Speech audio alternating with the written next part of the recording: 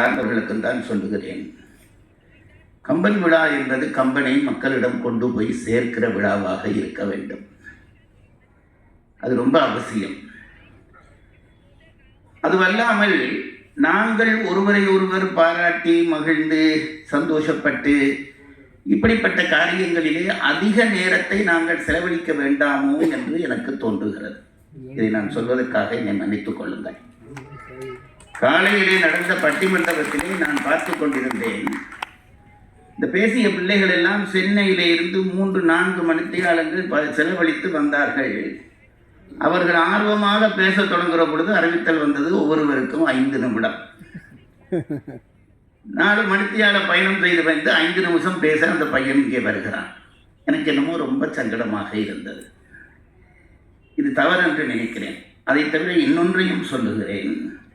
சபையிலே விழா பார்க்க வருகிறவர்களுக்கு நாங்கள் ஆலையால் உசரிப்பதோ ஆலையால் போற்றுவதோ அதிலே ஒரு ஆர்வமும் இல்லை.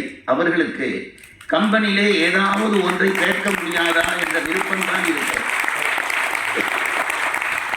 அதே நேரத்திலே நான் இதை சொல்லிவிட்டேன் என்பதற்காக தவறாக நினைக்காதீர்கள். இன்னொன்றும் சொல்லுகிறேன். ஒரு விழா நடத்துகிறது என்றால் பல பேரை ஒன்றிணைக்க வேண்டிய தேவையும் இருக்கத்தான் செய்கிறது.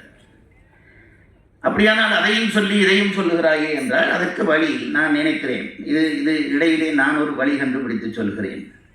இந்த 2 நாள் விழாவை தவிர்த்து இன்னொரு நாளைக்கு ஒரு மதிய போசனம் அல்லது ஒரு இரவு போசனத்தை ஒழுங்கு செய்து அதிலே இந்த உதவி செய்தவர்களை எல்லாம் கூப்பிட்டு அவர்களுக்கு கௌரவப்படுத்தி விட்டால் பொதுமக்களுக்கு அதனாலே ஒரு இடைஞ்சல் வராது என்று என் மனத்துக்கு படுகிறது. கம்பனை தேடி வருகிறவர்கள் சலித்து போய் கம்பன் மண்டபத்திலே இருந்து வெளியே போகக்கூடாது. இது என்னுடைய தாழ்மையான வேண்டுகோள்.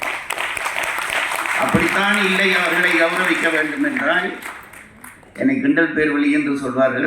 நான் அதையே சொல்லிவிடுகிறேன். கௌரவிக்கத்தான் வேண்டும். ஒரு பொன்னாடை போர்த்தி இருந்தாலே எல்லாருக்கும் அந்தந்த பொன்னாடை அவர்கள் வீட்டுக்கு அனுப்பி வைத்து விடுங்கள். அதுதான் ஏனென்றால் எப்பாவது ஒரு நாளைக்கு தான் கம்பன் விழா நடக்கிறது.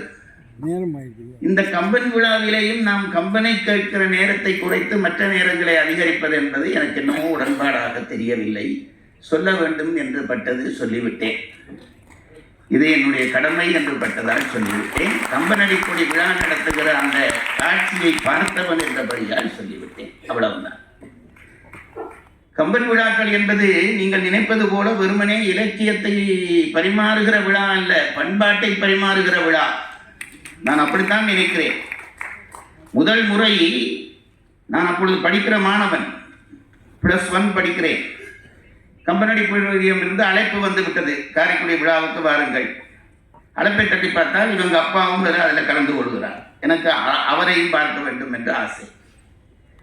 நான் என்ன பண்ணினேன், போக வேணும் விழாவுக்கு போகிறதுக்கு வசதியான குடும்பத்திலே அப்போ நாங்கள் பிறக்கவில்லை.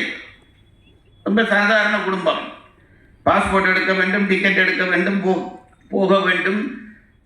எந்த வசதியும் இல்லாத நேரத்திலே ஏதோ கஷ்டப்பட்டு உருட்டி பிரட்டி கம்பன் அடிப்பொடி கூப்பிட்டு இருக்கிறார், போக வேண்டும். இவ்வளவுதான் என்னுடைய பைத்தியம்.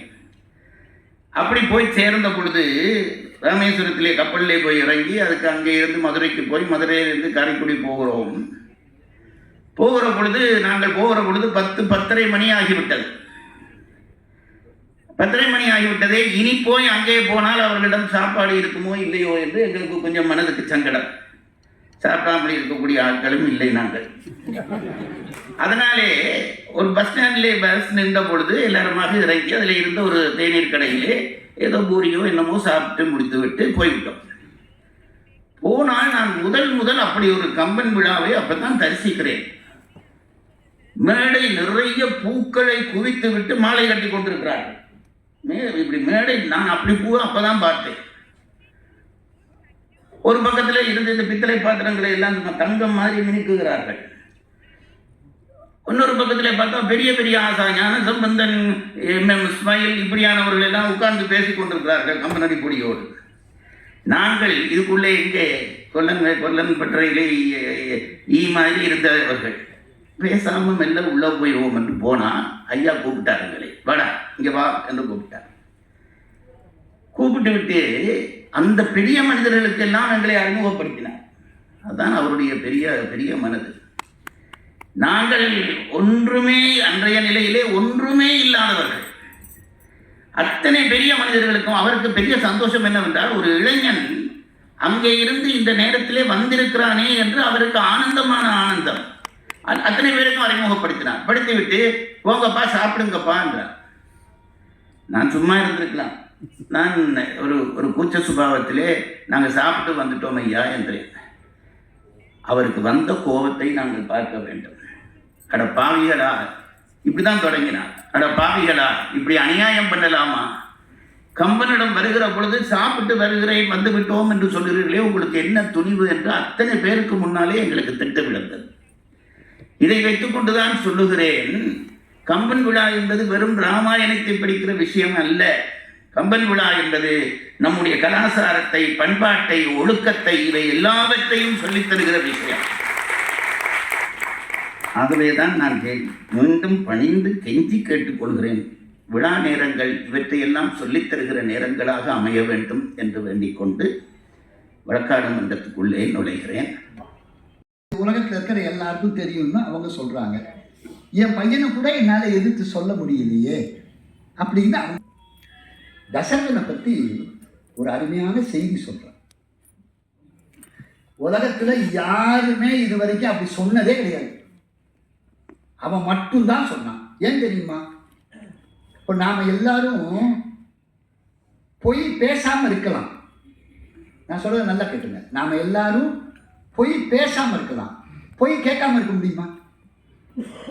பொய் கேட்காம இருக்க முடியுமா? யாராவது சொல்ல முடியுமா? ஒருத்தராவது நான் பொய் கேட்டதே இல்லை அப்படின்னு சொல்ல முடியுமா? ஏன்? என்ன காரணம்? பொய் சொல் கேளா வாய்மொழி மன்னன் அப்படின்னு தசரதன் சொல்றான்.